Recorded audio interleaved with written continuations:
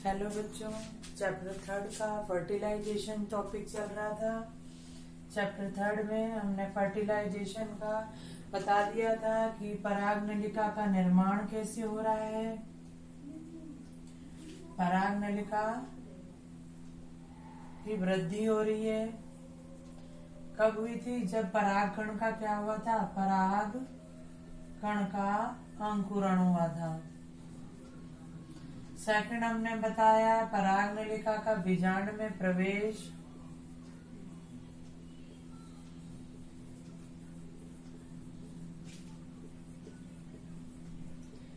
Third बताया था पराग नलिका का भ्रूण कोश में प्रवेश।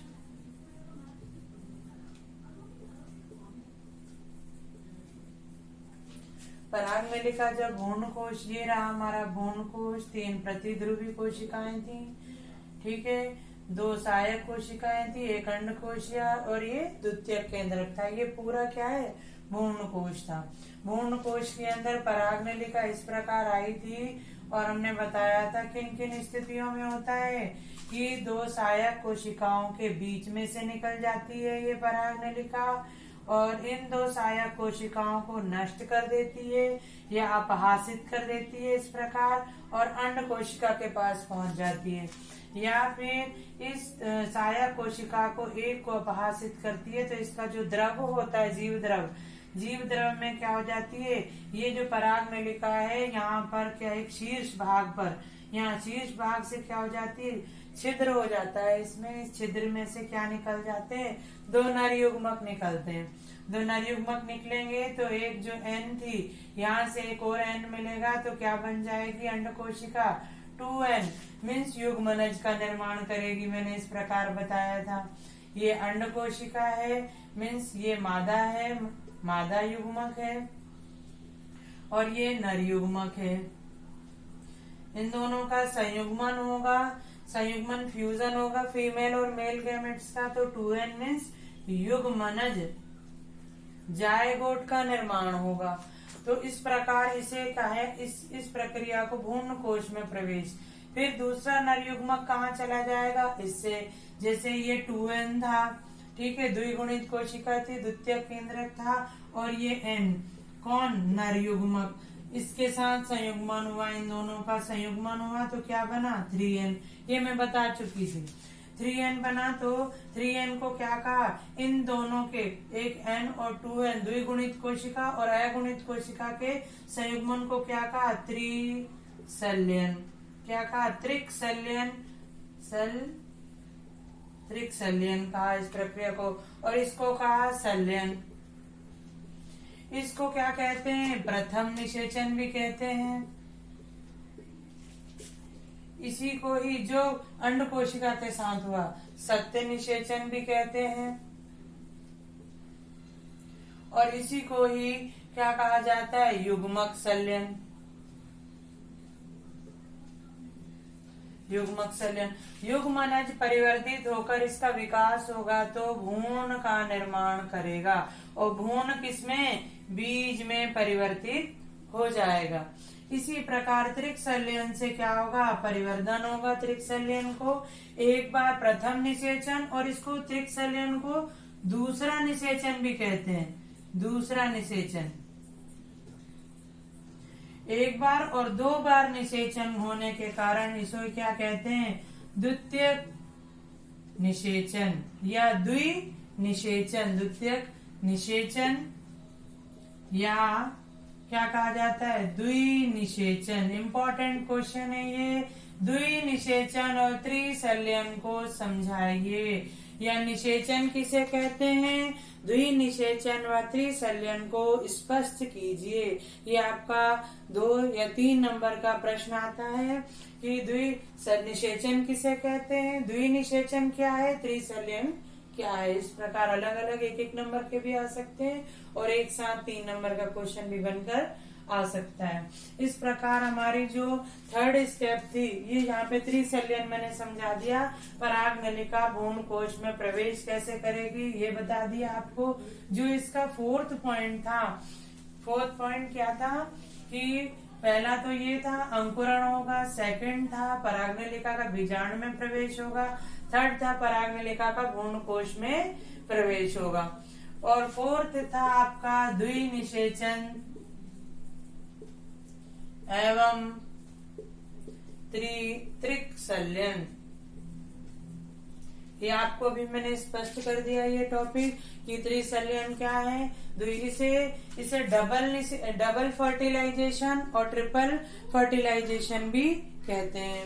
इसी प्रकार ये आपका फर्टिलाइजेशन में इसका द्विनिषेचन का क्या महत्व है, द्विनिषेचन और त्रिकसल्यन का क्या महत्व है, इसके बारे में थोड़ा हम पढ़ेंगे कि इसका क्या महत्व है। कि द्विनिषेचन हो रहा है, 2 बार निषेचन हो रहा है, तो प्रथम निषेचन से तो क्या बन रहा है, 2n बन रहा है, जो किसका निर्माण करेगा, भ्रूण का निर्माण करेगा। और एक 3n बन रहा था, है ना, वो क्या बन रहा था कि ये 3n जो था ये प्रथम निषेचन था, ये दूसरा निषेचन था, ये त्रिकसल्यन था और ये द्विसल्यन था। तो यहाँ पर क्या 3n से क्या निर्माण हुआ, भ्रूण कोश का निर्माण हुआ, भ्रूण कोश का निर्माण करेगा। वो पूरी क्या थी संरचना, ये पूरी संरचना थी हमारी जिसको हमने कहा था भ्रूण कोश। भ्रूण कोश में 2 नर युग्मक आए, एक अंड कोशिका से संयुग्मित हुआ तो युग्मनज बन गया, युग्मनज बना, जो बाद में परिवर्तित होकर भ्रूण का विकास करेगा और भ्रूण से ही बीज बनेगा। और इस प्रकार 3n जो होगा भ्रूण कोश का निर्माण करेगा। जो भ्रूण कोश होगा इस भ्रूण को क्या करेगा, पोषण प्रदान करेगा, पोषण प्रदान करेगा। नवोद्भिद नए उगने वाला जो अंकुरण होगा, बीज का अंकुरण होगा, उसमें भी मदद करेगा और इसको बढ़ने में, बीज बनने में भी मदद करेगा, बीज का अंकुरण होने में भी कौन, भ्रूण कोश मदद करेगा। अब भ्रूण कोश के बारे में इसको पढ़ते हैं। इसको एंडोस्पर्म भी बोलते हैं, स्पर्म बोलते हैं इंग्लिश में भ्रूण कोश को। इसके बारे में पढ़ेंगे, फिर हम भ्रूण के बारे में पढ़ेंगे और बीज के बारे में पढ़ेंगे कि एंडोस्पर्म कैसे डेवलप होता है, एंडोस्पर्म का कैसे विकास या परिवर्धन होता है, इसके बारे में हम डिटेल पढ़ेंगे। कि हमने भ्रूण कोश था, भ्रूण कोश के अंदर पहले एक नर युग्मक 2n अंड कोशिका से संयुग्मित हुआ तो क्या बना, युग्मनज बना, युग्मनज से भ्रूण का विकास होने वाला है और भ्रूण से बीज का निर्माण होने वाला है। वहीं पर क्या था, द्वितीयक केंद्रक था, द्वितीयक केंद्रक से दूसरा नर युग्मक गया तो 3n कोशिका बनी, जो क्या थी, भ्रूण कोश थी। इसी 3n कोशिका को हम क्या कहते हैं, प्राथमिक भ्रूण कोश केंद्रक कहते हैं। क्या कहते हैं, इसी 3n कोशिका को हम क्या कहेंगे, त्रिगुणित कोशिका को प्राथमिक भ्रूण कोश केंद्रक कहते हैं, जिसका निर्माण निषेचन के उपरांत होता है, निषेचन से पूर्व या निषेचन के पश्चात होता है। जो आवृत्तबीजी पादप हैं, आवृत्तबीजी पादप हैं, उनमें क्या होता है, निषेचन के क्या होता है, पूर्व निषेचन के पश्चात ही इसका निर्माण होता है। निषेचन के पश्चात किसका निर्माण होता है, 3n का निर्माण होता है। जबकि अनावृत बीजी मीन्स जिम्नोस्पर्म में निषेचन से पूर्व ही इसका निर्माण हो जाता है। निषेचन से पूर्व किसमें, जिम्नोस्पर्म में, अनावृत बीजी जिनके बीज के ऊपर छिलका या शीड कोट नहीं पाया जाता। तो इस प्रकार हमने आवृत बीजी के बारे में पढ़ा और आवृत बीजी में जो 3n है वो भ्रूण कोश का निर्माण करेगी, एंडोस्पर्म का, और जो 3n है इसको वास्तविकता में क्या कहेंगे, प्राथमिक भ्रूण कोश केंद्रक कहेंगे। इसका विकास होगा और उसके बाद ये किसको, भ्रूण को पोषण प्रदान करेगा। बनने में भी, भ्रूण विकसित होने, बीज बनने में भी पोषण प्रदान करेगा। जब बीज का अंकुरण होगा तब भी भ्रूण कोश इसको पोषण प्रदान करने वाला है। तो क्या होगा, प्राथमिक, ये 3 प्रकार का होता है। कितने प्रकार का होता है, भ्रूण कोश 3 प्रकार का पादपों में पाया जाता है। पहला है केंद्र की है न्यूक्लियर भ्रूण कोश, केंद्र की है भ्रूण कोश। सेलुलर भ्रूण कोश, कोशिकीय भ्रूण कोश कहते हैं हिंदी में, कोशिकीय भ्रूणकोश। थर्ड है आपका हेलोबियल भ्रूणकोश।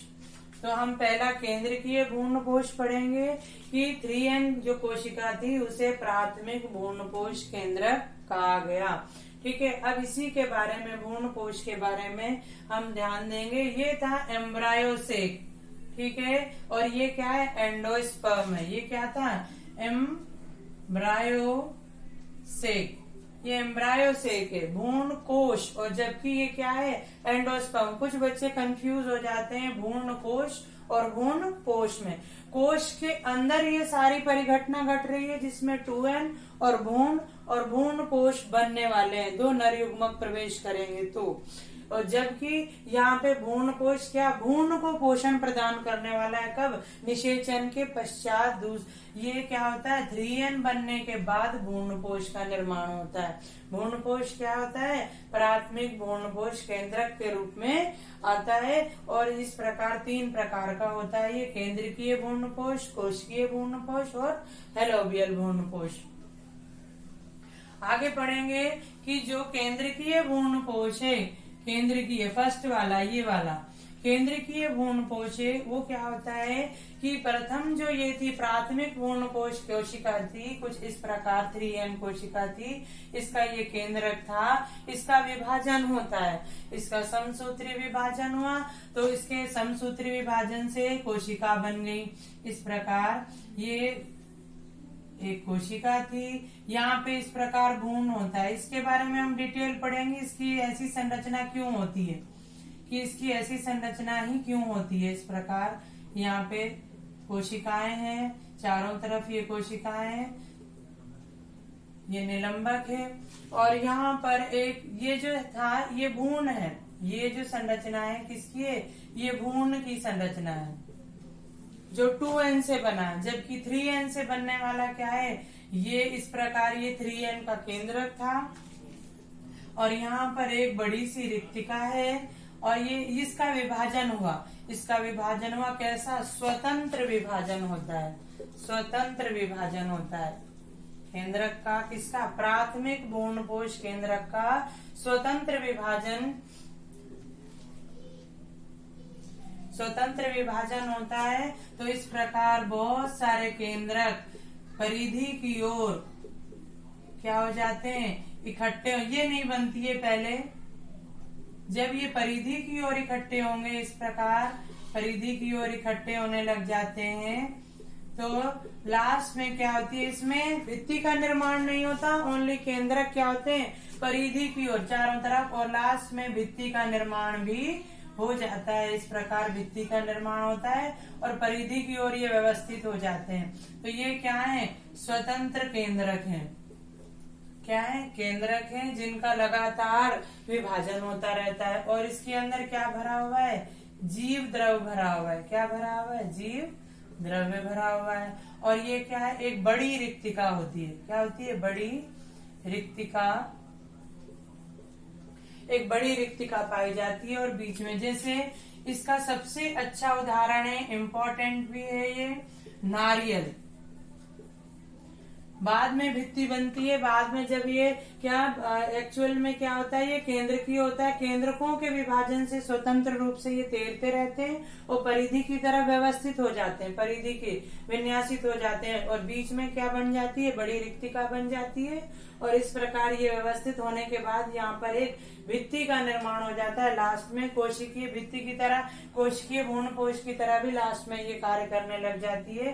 तो ये नारियल जो है इसका सबसे अच्छा उदाहरण है, और ये इम्पोर्टेंट भी है कि यहाँ पे क्या है, एक बड़ी रिक्तिका होती है और जीव द्रव पाया जाता है। इसमें भी रिक्तिका में भी जो आपने नारियल देखा होगा, व्हाइट जो भाग है वो केंद्रकों वाला है। इसमें केंद्रक तैरते रहते हैं, अंदर तैरते रहते हैं, और भ्रूण कोश का विकास होता है। इस प्रकार भ्रूण क्या होता है, यहाँ पे नारियल में आपने देखा होगा एक छोटा सा बीज निकलता है, ये नारियल का आपका सबसे अच्छा उदाहरण है। और केंद्रकीय भ्रूण कोश 59% आवृत्त बीजी पादपों में पाया जाता है। कितना परसेंट, 59% आवृत्ति बीजी पादपों में केंद्रकीय भ्रूणपोष प्रकार का भ्रूणपोष पाया जाता है। नेक्स्ट है आपका कोशिकीय भ्रूणपोष। कोशिकीय भ्रूणपोष कैसा होगा कि कोशिकाएं क्या होंगी कि प्राथमिक भ्रूणपोष कोशिका जो हमने बताई थी, इस प्रकार ये कोशिका जो 3N कोशिका थी, इसी को ही क्या कहा गया, प्राथमिक भ्रूणपोष कोश केंद्र। इसी प्रकार इस प्रकार का जो भ्रूणपोष है, सेकंड नंबर का आपका कोशिकीय सेलुलर, कोशिकीय भ्रूणपोष।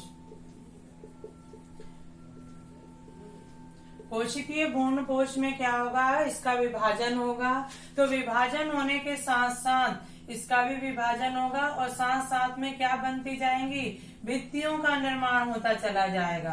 साथ साथ में जैसे जैसे विभाजन होगा तो भित्तियों का निर्माण भी। सेलुलर इसलिए बोला गया है, कोशिकीय इसलिए बोला गया है कि कोशिकाएं अलग अलग कोशिकाएं बनती चली जाएंगी। और यहाँ पर क्या होगा, आपका बीजांड होगा, वो भ्रूण होगा। यहाँ पर इस प्रकार लगातार यहाँ पर विभाजन के बाद यहाँ पर चूस्कांग उत्पन्न हो जाते हैं। इस प्रकार की क्या होता है, भ्रूणपोष में चूस्कांग उत्पन्न हो जाते हैं और भित्तियों क्या प्राथमिक भ्रूणपोष केंद्रक का विभाजन होता है। विभाजन के साथ साथ भित्तियों का निर्माण भी होता जाता है। कोशिका भित्ति का निर्माण हो जाता है और यहाँ पर इनके किनारों पर साइड में चूस्कांग उत्पन्न हो जाते हैं, जो क्या करते हैं, जो चूस्कांग होते हैं चूसने के लिए, जो क्या करेंगे कि वो अवशोषण का काम करते हैं। किसको, यहाँ पे अवशोषण करेंगे खाद्य पदार्थों का, और किसको, भ्रूण को पोषण प्रदान करेंगे। तो इस प्रकार ये जो है ये भ्रूण है, ये कोशिका है, प्राथमिक भ्रूणपोष कोशिका है और इसका भित्ति का निर्माण हो रहा है। ये भित्तियां बन रही हैं लगातार। साथ साथ में जैसे जैसे विभाजन होगा तो कोशिका भित्ति का निर्माण होता चला जाएगा, कोशिका भित्ति बोलते हैं। और ये जीव द्रव है और ये यहाँ पे चूस्कांग उत्पन्न हो जाएंगे, चूस्कांग उत्पन्न हो जाते हैं। ये इसकी विशेषता है। ये द्विबीजपत्री पादपों में भी गैमोपेटेली पढ़ा था। द्विबीजपत्री में हमने बैंथम और हुकर का क्लासिफिकेशन पढ़ा था, जिसमें द्विबीजपत्री, डाइकोटलिडनी और मोनोकोटलिडनी बताया था, एक बीजपत्री। तो ये द्विबीजपत्रियों के गैमोपेटेली गण में पाया जाता है। गैमोपेटेली, पॉलीपेटेली हमने पढ़ा था, तो गैमोपेटेली गण में पाया जाता है। इस प्रकार तो ये था कोशिकीय भ्रूणपोष। थर्ड है आपका हेलोबियल, वेरी इंपॉर्टेंट है ये हेलोबियल प्रकार का, हेलोबियल भ्रूणपोष। इसको इंग्लिश में भी हेलोबियल ही बोलते हैं, हेलोबियल भ्रूणपोष। ये दोनों प्रकार का होता है, मीन्स केंद्रकीय भ्रूणपोष और कोशिकीय भ्रूणपोष, इन दोनों का मिला जुला संयुक्त रूप से ये होता है। क्या होता है, हेलोबियल प्रकार का भ्रूणपोष। ये एक बीजपत्री पादपों में पाया जाता है। किन में पाया जाता है, एक बीजपत्री पादपों में, और आवृत्ति बीजी के एक बीजपत्रियों में पाए जाते हैं। दोनों प्रकार मीन्स इसमें क्या होगा, जो प्राथमिक भ्रूणपोष केंद्रक होगा, प्राथमिक भ्रूणपोष केंद्रक जो होगा उसका विभाजन होगा। दो प्रकार की सेल बनेंगी, एक बड़ी बनेगी ऊपर की तरफ, छोटी बनेगी और एक बड़ी बनेगी। और बाद में इस प्रकार इसमें जो छोटी वाली सेल में है केंद्रकों का विभाजन होगा और बड़ी वाली में सेलुलर विभाजन होगा, जैसे यहाँ हुआ था। और केंद्रकीय केंद्रक विभाजित होते रहेंगे। तो इस प्रकार ये हमारी सेल बन जाएगी और यहाँ पर एक, और यहाँ पे बहुत सारे केंद्रक यहाँ पे, और कोशिकाएं इस प्रकार क्या होंगी, ये कोशिकाएं, इनके चारों तरफ क्या है, कोशिका भित्ति है। साथ साथ में विभाजन होता रहता है, कोशिका भित्ति भी बनती जाती है। जबकि इसमें केंद्रकों का विभाजन होता है और कोशिका भित्ति नहीं बनती। इसलिए हेलोबियल प्रकार को क्या कहा गया है, केंद्रकीय भ्रूणपोष और कोशिकीय भ्रूण कोश का दोनों का संयुक्त रूप कहा गया है हेलोबियल प्रकार के भ्रूण कोश को। इसमें दोनों प्रकार के एक कोशिका जो होती है, प्राथमिक भ्रूण कोश केंद्रक जो होता है उसका विभाजन होता है, एक बड़ी कोशिका बनती है, एक छोटी कोशिका बनती है। जो बड़ी कोशिका होती है उसका कोशिकीय विभाजन शुरू हो जाता है, कोशिकाएं बनती रहती है। जो छोटी कोशिका होती है उसका केंद्रकों का विभाजन होता है। इस प्रकार ये हेलोबियल प्रकार का भ्रूण कोश एक बीजपत्री पादपों में पाया जाता है। उसके बाद आता है, हमने भ्रूण कोश के बारे में पढ़े, भ्रूण कोश का महत्व क्या है, प्रकार पढ़ लिए, भ्रूण कोश कैसे बनता है, भ्रूण कोश कितने प्रकार का होता है। अब है भ्रूण कोश का महत्व क्या है। भ्रूण कोश का महत्व, इम्पोर्टेंस ऑफ एंडोस्पर्म। एंडोस्पर्म का महत्व क्या है। एंडोस्पर्म मैंने आपको बताया कि भ्रूण को क्या करेगा, पोषण प्रदान करेगा। पहला इसका काम है, एंडोस्पर्म का काम क्या होगा, भ्रूण को पोषण प्रदान करेगा, जिससे भ्रूण क्या होगा, विकसित होगा और बीज में परिवर्तित हो जाएगा। नेक्स्ट है, जब बीज अंकुरण हो रहा हो, बीज का अंकुरण हो रहा हो, नया पादप उग रहा हो, नवोद्भिद पादप नवोद्भिद पादप कहते हैं। नया पादप उग रहा हो तो उसके अंकुरण में, पादप के उगने में भ्रूणपोष जो होता है मदद करता है या पोषण प्रदान करता है। ये इसका इम्पोर्टेंस है। और सबसे इम्पोर्टेंट है कि आपको मैंने जो केंद्रीय भ्रूणपोष और हेलोबियल भ्रूणपोष बताया है उसका उदाहरण भी याद रखना है। और कितने % पाया जाता है, 59% केंद्रीय भ्रूणपोष आवृतबीजियों में पाया जाता है। और महत्व कि पोषण प्रदान करता है और नवोद्भिद को क्या करता है, पोषण प्रदान करता है। दोनों में ही ये पोषण प्रदान करता है। इस प्रकार आपका भ्रूणपोष का टॉपिक खत्म हुआ। अब आता है भ्रूण। हमने भ्रूण पढ़ा था, भ्रूणपोष, उसमें 3N जो बना था वो क्या था, भ्रूण पोष था। अब हम 2N के बारे में पढ़ेंगे तो युग्मनज बना था, मनज बना था और बाद में क्या डेवलप हुआ, भ्रूण में डेवलप हुआ। अब भ्रूण का मीन्स एम्ब्रायो का